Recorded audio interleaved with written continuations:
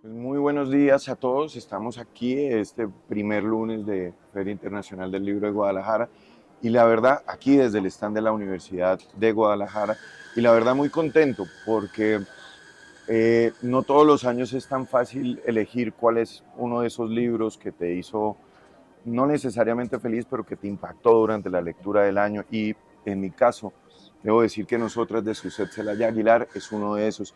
Y pues, Suzette, muchas gracias por darnos unos minutos para conversar con los amigos de la Universidad de Guadalajara y de la librería Carlos Fuentes. No, no, al contrario, mucho gusto de platicar contigo, con Mm, ustedes. Pues nada, cuando me refiero si hay algo que tiene Nosotras, es una potencia y una calidad que podríamos llamar telúrica, que, que a ver, que hace falta en estos momentos, siento, en la literatura mexicana, y tú tienes esa potencia y esa voz, pero en efecto no es un libro de este año, es un libro que ya tiene una historia.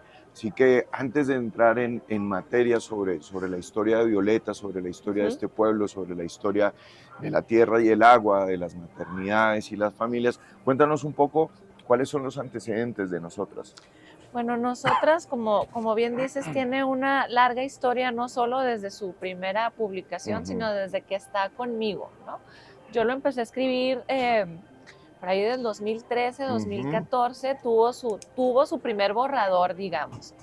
Y era una relación entre el libro y yo pues, muy intermitente, ¿no? Yo ya sabía que tenía ahí como un primer borrador, sabía que no estaba listo, sabía que algo le faltaba y abría el documento, me clavaba unos días, Ujú. una semana, lo dejaba, me metí a estudiar una maestría, me metí a estudiar un doctorado, me convertí en mamá yo.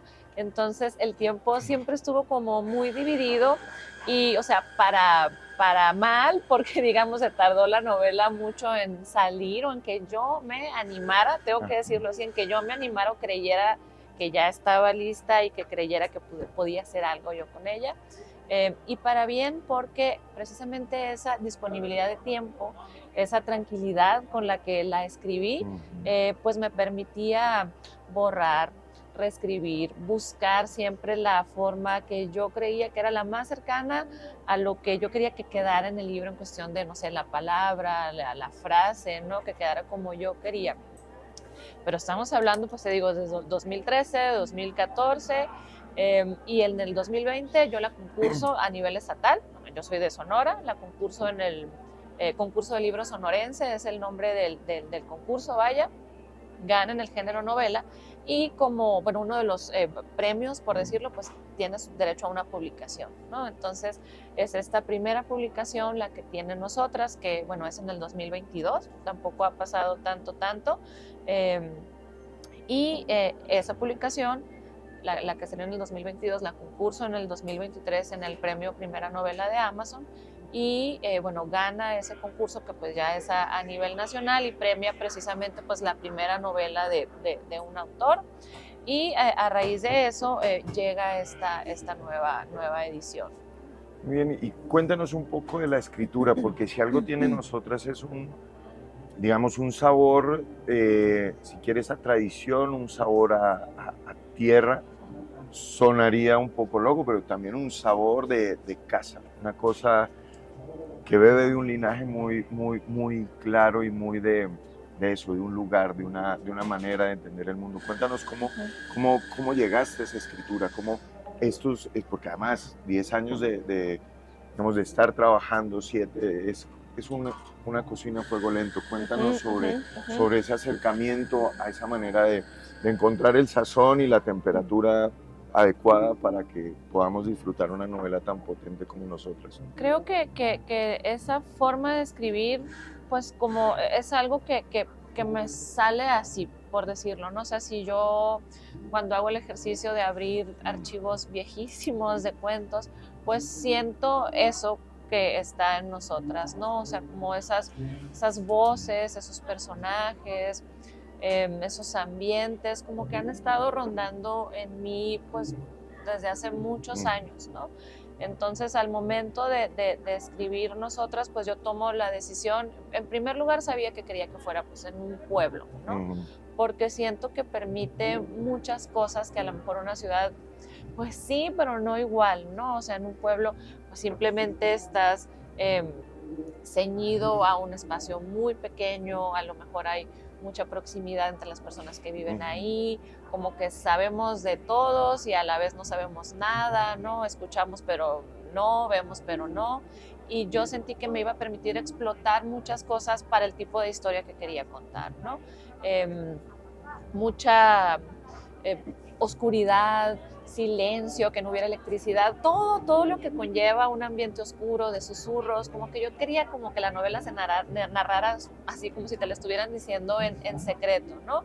Entonces, pues lo curioso es eso, ¿no? Haberlo podido mantener alrededor de tantos años sin que la voz se perdiera, ¿no? O el estilo cambiara un poco, por decirlo de alguna forma. Pero creo que es algo que yo disfruto incluso como lectora, ¿no? Ese tipo de historias. Entonces, de alguna manera fue muy natural escribirla así, ¿no? En esos espacios, en ese tiempo, con esos personajes, porque es algo que yo disfruto siempre poniéndome primeramente como lectora, ¿no? Y gracias por mencionar esos elementos que nos permiten entrar a detallar un poco una historia que si bien es el de una mujer, que es Violeta, si bien es la historia de un pueblo que se está, digamos, que se está abandonando, pero también es una casa que se está destruyendo, que se está desmoronando, en la cual está toda esa historia de una familia además de mujeres cuyo linaje de alguna manera está marcado por las sombras y las penumbras.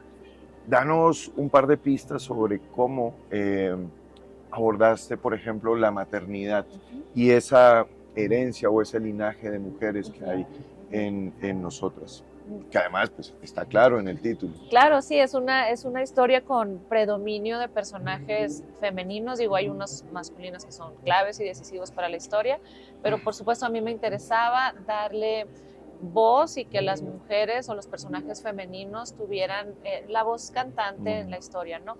Me interesaba abordar una familia, me interesaba abordar la historia, me interesaba que hubiera una abuela, ¿no? Desalmada. Una abuela cruel, eh, pues que hablando ya de las maternidades, ¿no? Ella, bueno, nos enteramos de manera muy rápida en la historia que pues no logra esa abuela tampoco ser madre de la hija que tuvo, queda a cargo de su nieta, tampoco logra establecer como un vínculo afectuoso positivo, saludable, ¿no? Con la nieta, sino todo lo contrario.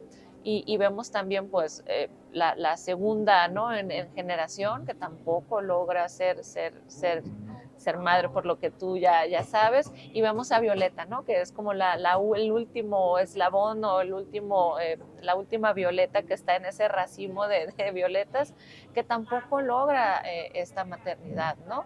Entonces estamos viendo como maternidades pues, truncas, por decirlo de alguna forma, y el efecto que tienen no haberse logrado ellas asumir o haber logrado desarrollar esta faceta, ¿no? Y también pues en este intento o lo que quería yo pues, precisamente de mostrar esto, ¿no?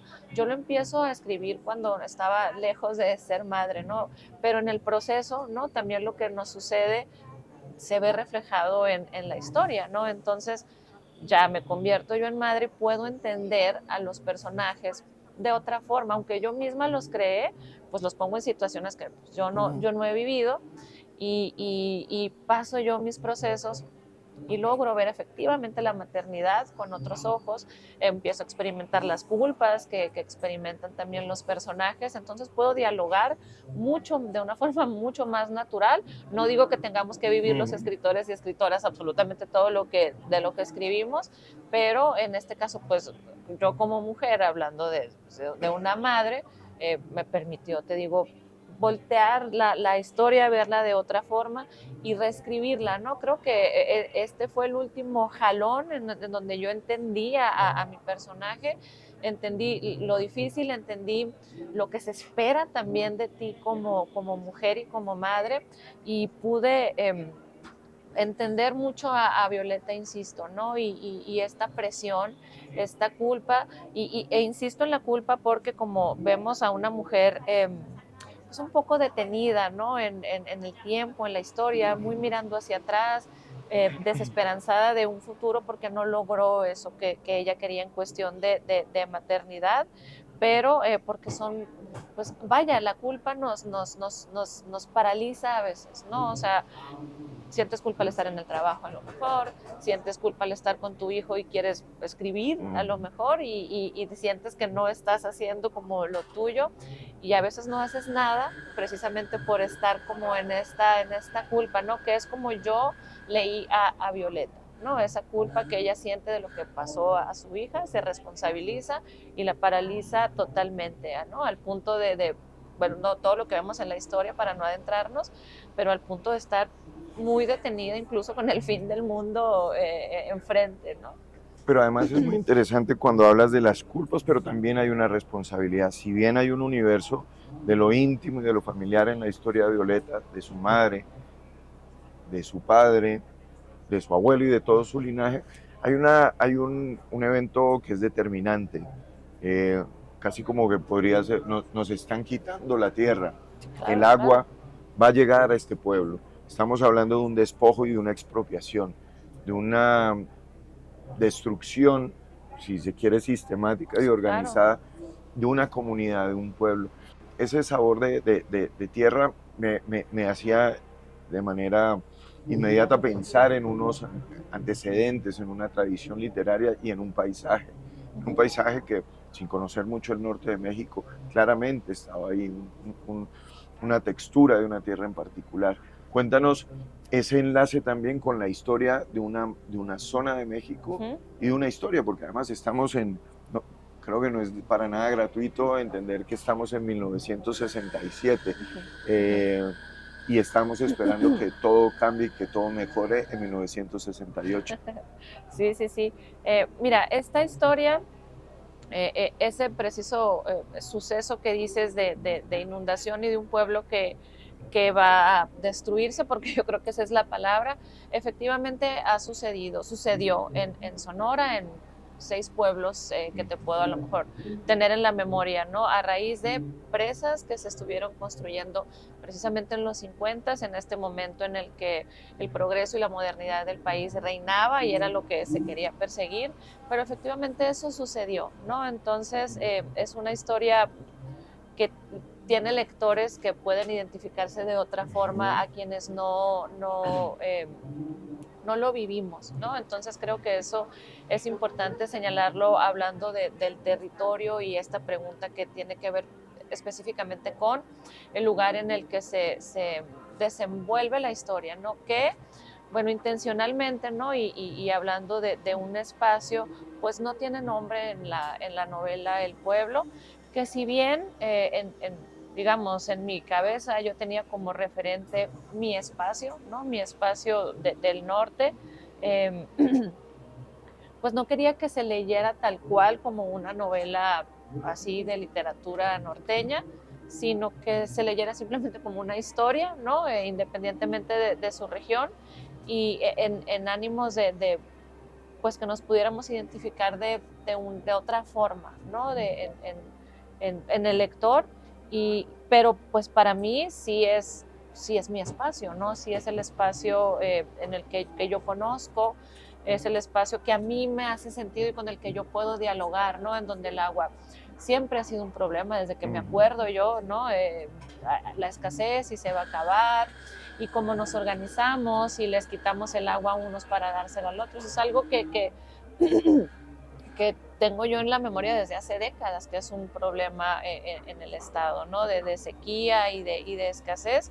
Entonces, pues por eso para mí era importante situarlo en donde yo vivía, porque en el camino pues me encuentro también con tradiciones o lecturas como Jesús Gardea, por decirlo, que es chihuahuense y que tiene un ambiente rural y que ahí yo dije, ok, o sea, ya estoy leyendo algo con el que yo puedo dialogar de una manera mucho más cercana. ¿no? Entonces, tener también como esos referentes, no solo de mi espacio, sino de literatura hecha en un espacio que yo siento muchísimo más cercano y coherente con el mundo que se me ha creado en la cabeza, también de alguna manera me permitió ver a mí que era posible escribir una historia como la que yo quería escribir, ¿no? Muy bien. Ya para ir cerrando y para invitar a todos nuestros amigos de la Universidad de Guadalajara, los visitantes de la FIL, la realidad también está puesta en entredicho. Podemos pensar que tanto el espejo que acompaña a Violeta y su machete son las maneras de enfrentar este mundo que se descompone, que se sumerge, pero que no sabemos si estamos en una pesadilla o estamos en esta realidad. Cuéntanos ese enlace con la posibilidad de que eso que estamos viendo tan monstruoso solo sea un mal sueño. Es una... Jugar con esa ambigüedad era algo que a mí me interesaba, ¿no? Me interesaba desde el punto de vista creativo porque son historias, bueno, las historias de fantasmas y las historias insólitas, por decirlo, yo las disfruto mucho en la literatura, pero no quería yo que fuera una novela del todo así. Entonces, mi solución, digamos, fue jugar pues, con lo ambiguo, ¿no? Que fuera más bien el lector el que tome la decisión a partir de a lo mejor incluso de un anhelo de lo que quisiera que realmente hubiera sucedido en la historia, ¿no? Pero bueno, el espejito precisamente es como esa vía, ¿no? Para, bueno, ¿qué se está viendo en realidad, ¿no? ¿Qué está viendo la protagonista? Estamos viendo a través de sus ojos o estamos viendo a través del reflejo de lo que ella ve en su espejo, pero ahí sí ya es total decisión del lector que decida si fue una pesadilla o si efectivamente sucedió. Pues Suset, muchísimas gracias por eso. De nuevo la invitación, acérquense por favor. Nosotras creo, en mi lista de los libros del año está Nosotras. Me alegra poder tener un libro así de potente y de refrescante porque te permite volver a ver de otra manera lo que está sucediendo en la literatura mexicana. LCF, letras que nos transforman.